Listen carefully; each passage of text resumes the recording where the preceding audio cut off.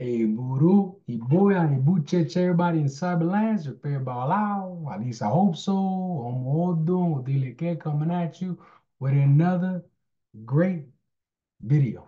And this video happens to be another Pataki because it seems that Patakis and the stories is what ignites the flame of spirituality with the viewers, right? And I want to make this video and this Pataki, particularly for a subscriber who happened to email me, and the name goes by Tisa, right? So Tisa shot me an email and she says, hey, I'm fairly new to the religion, always researching, reading, and listening, and wondering if you can do a pataki on Ogunda Belde, right? And typically, I start to dig a little bit when people ask for information because what's the idea? What's the intent? Where are we trying to go with this, right? And it's at a certain point, I got to kind of sit back and say, you know what? Who cares, right? Because the knowledge and the understanding is what guides us to Urumila. The knowledge and the understanding, that's where wisdom comes from. And to promote such a beautiful faith like we do with Ifa means that it's for everybody. So, so Tisa, this one's for you. So we're going to talk about a pataki, particularly from Aguna Bede. As I tell all the viewers, feel free to shoot me a comment, a like, a subscribe. Let me know that you're tuning in. Let me reply back. Let me add your suggestions for videos onto my spreadsheet so that way I can continue to pop them out. So with that said, let's get into it. Let's look at this pataki. So in this particular pataki, in Ogunda Bede, we begin to bring the essence of who is Awa or Lofin. All right, for many of us that don't understand who is a wild loafing, I like to describe a wild loafing as an essence of a Olodumare that was sent to govern this material world that we call Earth, to govern the energies of the Orishas and the energy of the interactions between the Eguns and the Orisha, and to kind of begin to reenact some of these steps that were taken early on in civilization and in the creation to begin to depict lessons, but more importantly, to depict how we need to move ethically and morally. So, as we begin to talk about this Pataki, I like to remind everybody listen, I am one source of information, right? I go off of the teachings of my elders, right? My late godfather, Ibaet Teorum, to Miguel Alvarez, Shetura, my godfather now, Okanatura, which is people, which everybody resides in Tampa. I got some great elders, like my brother Owani Moso, down in Tampa as well, that I can always reflect on, right? So what I'm teaching you is things that were taught to me, and I'm hoping that you give this back out. So let's jump to it. Let's jump to it. So in this Pataki, we talk about a wild loafing, right? And as the governor, you want to make sure that people are governing properly. So as a wild loafing manages all the spiritual houses under the umbrella that is the Yoruba faith, right? What is Ifa governs to ensure that we are pushing forward as humans, as we are evolving, but more particularly more towards the priests and the priestesses. Within this faith, we understand that we are governed by a higher power. So our atrocities, our misjudgment, our lack of understanding that leads to something else that is not necessarily the truth, which is Ifa, is where the wrath of a wild loafing comes in because everything's a cause and effect. If everything flows the way it's supposed to be, everything is beautiful. If it doesn't, there's a cause and effect to everything, right? So when we talk about the wraths of a loafing, we don't necessarily mean the wraths, but we mean by what judgment, do we begin to reciprocal the aspects of karma. But nonetheless, let's dig into it. Pataki of Ogunda Bende. And Ogunda Bende, a wild loafing, he wanted to test out all the wise men, the diviners, right, of the city. So to this, he decided to create or had created statues of pregnant women. right? That were carved out of wood, right? And he paved the entire courtyard with large stones. So think about cobblestones.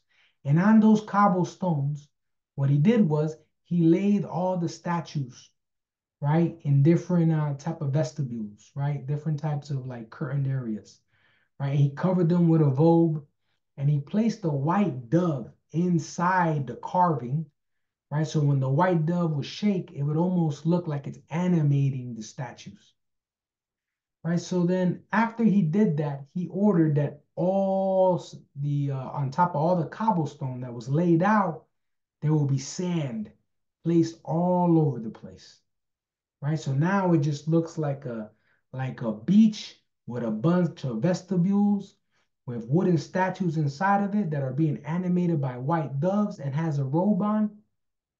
And that is how he was going to test the wise men, the diviners of the land.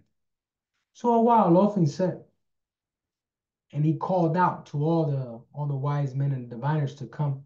The first guest that arrived, that was invited actually, was Ogbe.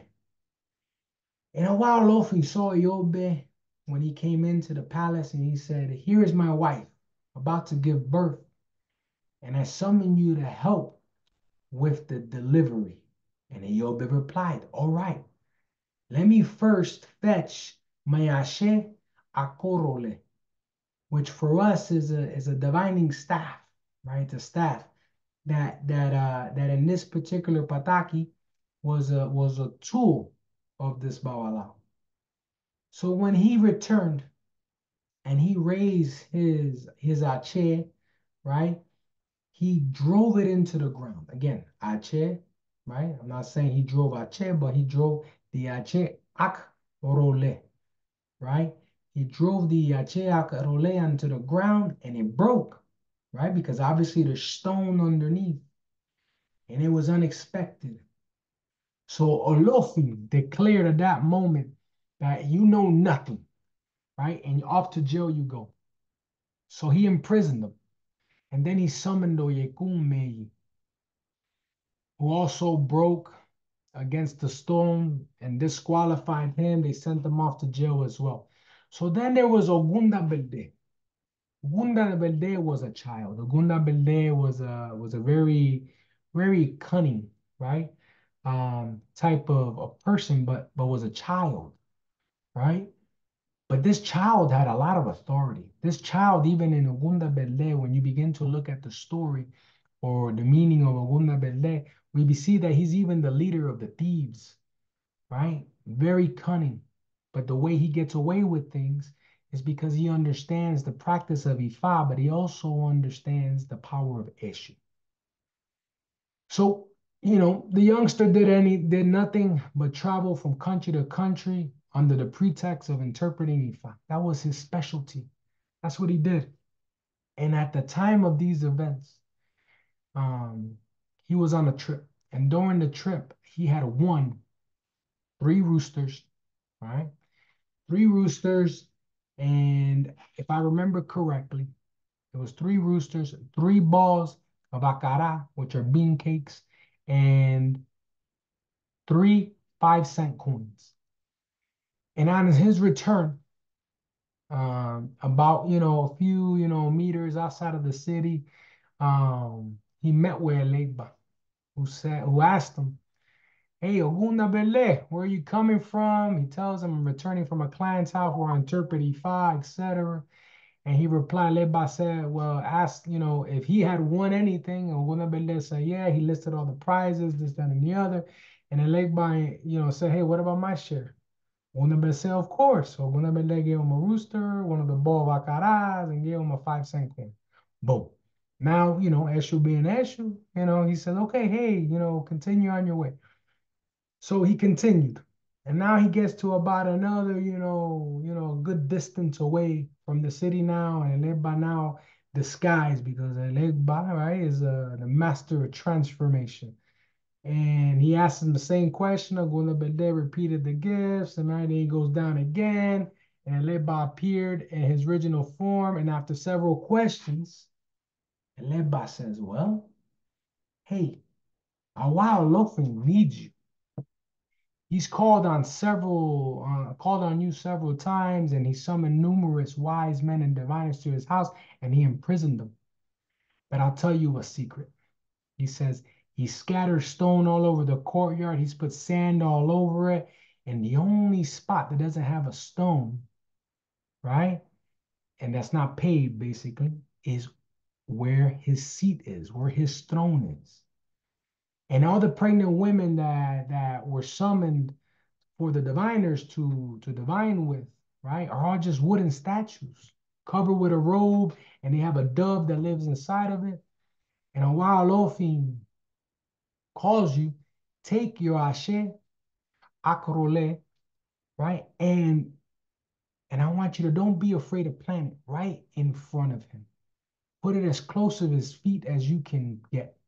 And once you plant it, you tell a wild Olfin that you are nothing but a troublemaker, and that you place the wooden statues dressed in clothes to deceive people. And if my family wronged you, better say it openly rather than imprisoning my relatives one by one, right? Referring to a Ogbe and Oyegun. And you bury stone all over the courtyard to deceive people.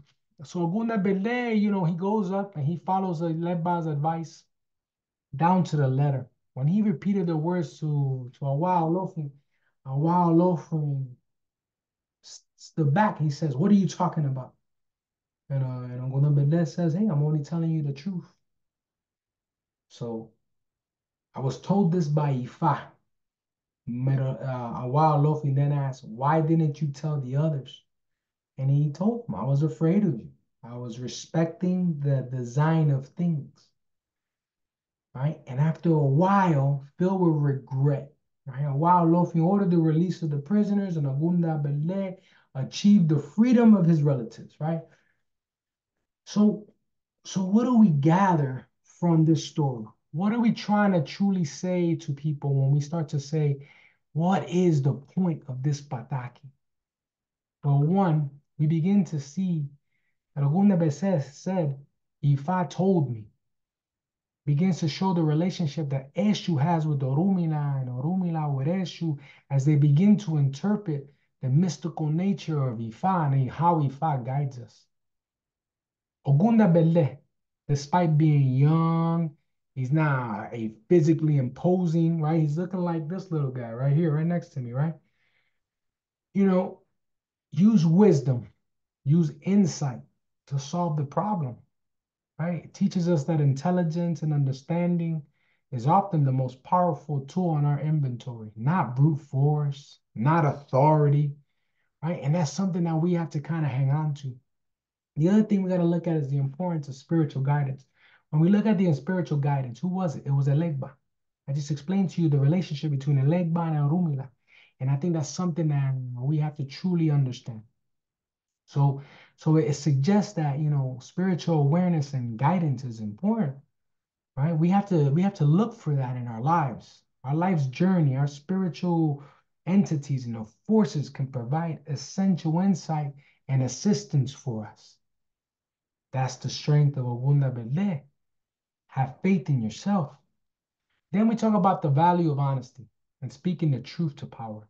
Ogunda Bele approached the wild ocean, a superior divinity nonetheless, right? And spoke truth to word, right? And that act of courage about speaking the truth is power, even when it's risky. Because think about it, this could have went sideways, right? Let's be real. But Ifa teaches us different. A wild Lofing even had to humble himself. So that act of courage is a crucial ethical lesson that I want people with Ogunda Bele to always remember. Teaches the importance of honesty, integrity, no matter what. In the face of danger and disadvantage, why not? It's important. That is a tenet of life. And then as we begin to unravel, we look at the dangers of deception, right? The unjust accusations, right? That a wild loafing, did in order to imprison the other diviners. This demonstrates that, negative consequences typically are going to lead, to some form of wrongdoing, right? This serves as a lesson that deceit, false accusations, right? This is something that all spiritual houses need to remember because this is something that even a wild loafing felt victim to a certain point. And when we look at that, we say, man, this is a warning for us. The priest and the priestess is no different than just any other human. Don't use your position, don't use your power to deceive or harm others. It's not worth it. And that's something we got to take out of this Pataki. Now, redemption and correcting wrongs. Right? While Lothian eventually recognized and humbled himself with the mistakes, right? And he took that and he acknowledged his errors, right? Like any great leader should, right? And he took the steps to correct them, right? That is the true purpose and moral courage of a person. Don't ever be afraid to look beyond yourself to kind of truly see where you can go. And then we talk about one of the final notes that I will make on this particular Pataki. Ogunda Belde, he travels, experienced, equipped him with the knowledge, the items that he needed, and ultimately helped him with his spiritual alignment and honoring issue, right? Which illustrates what? But the values of experience and being prepared for the unexpected challenges is important. It's better to be prepared for a tragedy or be prepared for a situation than not being prepared at all. So this Pataki reminds us, Ogunda Belde reminds us, this Odun, if it signifies you, has these moral and ethical values that you need to walk with. So with that said, you know, Iburu, Iboya, Ibucheche, Cyberland, like always, a pleasure, and I hope you enjoy this Pataki.